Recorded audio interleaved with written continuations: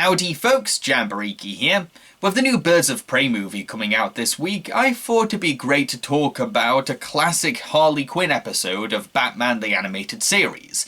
This one is called Harley's Holiday. After Harley Quinn is classified as sane, she promises Batman that she's a changed woman and wants to reform. At first, Harley tries her best to behave, going about her day without any evil intent or interest in crime. While out clothes shopping for herself, Harley bumps into Bruce Wayne and Veronica Vreeland. She tongue-in-cheek explains her recent asylum release and recalls how she once threatened Veronica. Harley then buys a dress, but the clerk isn't given a chance to remove its security tag. When the security officer offers to remove the tag for her, Harley assumes that she's in trouble and gets angry for being misjudged. Annoyed that no one believes that she can change, Harley gives in and resorts back to her anarchic ways. She steals Bruce Wayne's car and takes Veronica as hostage. She then hides out in a gang's lair, only for the gangsters to turn on her, so she fights back and escapes with Veronica. Now Harley is on the run, with Batman, Veronica's father, and the gang leader after her. What I love about this episode, unsurprisingly, is the character of Harley Quinn. She seems to genuinely want to live a normal life,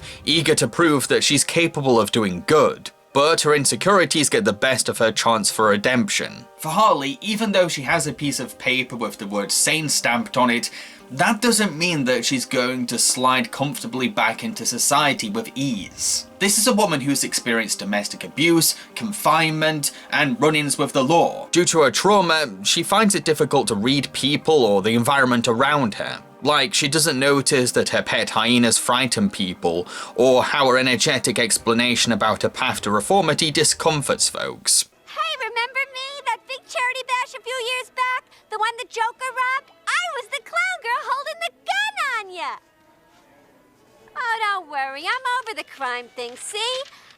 Also, notice how she breaks down once confronted by a store security guard, someone who closely resembles a policeman, the very authority that Harley's had bad confrontations with before many times. And that's what makes her panic. As soon as the security guard confronts Harley, no matter how calm he sounds, her trauma is triggered and her knee-jerk reaction is to be defensive. It's an instinct that a lot of people with PTSD sadly have, because they don't want to experience the same pain all over again. And I can confirm that as a victim to an abusive partner. The sad thing about this entire situation is that Harley caused her own downfall by sabotaging her opportunity to prove herself. All because she let her paranoid fears conquer her and drive her back to square one. She assumes that the world is out to get her, hence why she resorts back to crime. At the same time, she has a vulnerable humanity, feeling hurt by society's misjudgment, but also willing to protect her hostage from the gangsters. She's a woman conflicted between her criminal instincts and compassionate heart. Even Harley herself is uncertain if she can let go of her past and fit in with Gotham. Can't you explain that it was all just a mistake?